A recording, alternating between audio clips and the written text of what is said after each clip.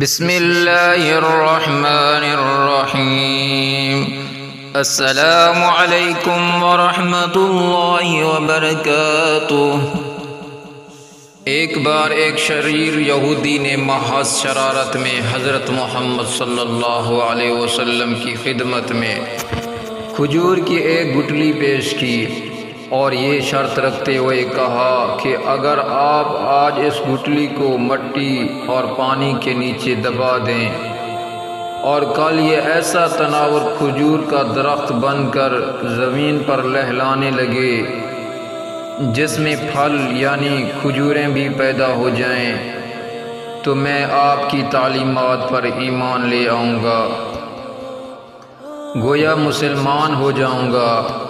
رسول اکرم صلی اللہ علیہ وسلم نے اس کی یہ شرط تسلیم کر لی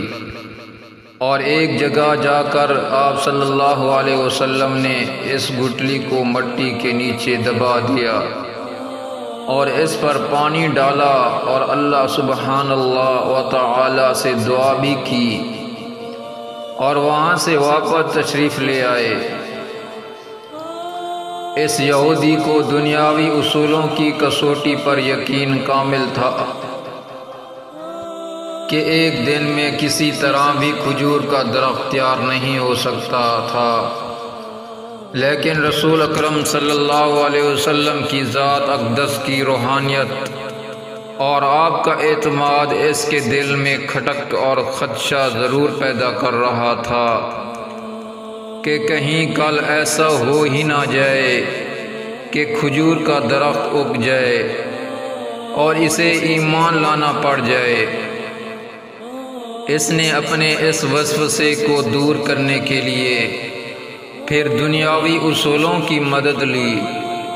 اور شام کو اس مقام پر جا کر جہاں کھجور کی گٹلی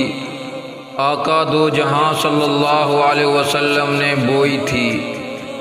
اس کو وہاں سے نکال لیا اور خوش خوش واپس آ گیا کہ اب کھجور کا نکلنا تو درکنار، کھجور کے درخت کا نکلنا ہی محال ہے۔ لیکن وہ نہیں جانتا تھا کہ جب معاملہ سبحانہ و تعالی اور اس کے رسول صلی اللہ علیہ وسلم کے درمیان ہو تو دنیاوی اسباب بے معنی ہو جاتے ہیں۔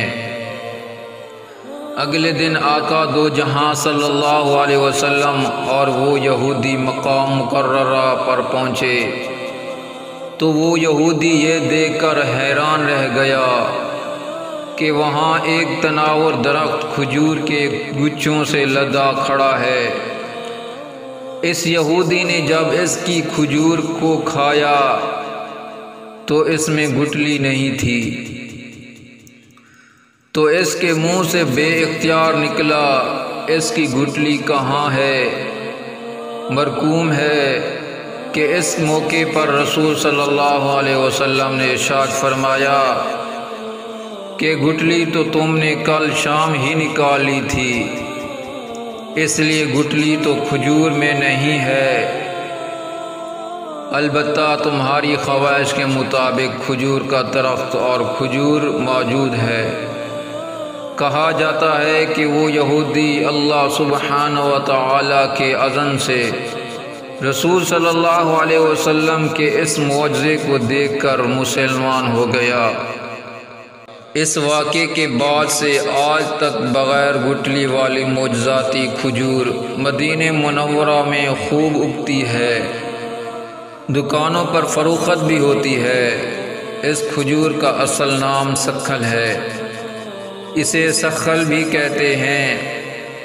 اور اگر ماہرین یہ بھی پوچھیں گے کہ جب سکھل کھجور میں گٹلی نہیں تو اس کی مزید کاشت 1400 سال سے کیسے ہو رہی ہے، تو بتانے والوں نے بتایا ہے کہ اس کے سوکھے پتے کھجور کے باغوں میں مٹی میں مدغوم ہو کر نئے پودوں کی بنیاد بن جاتے ہیں۔ سبحان اللہ۔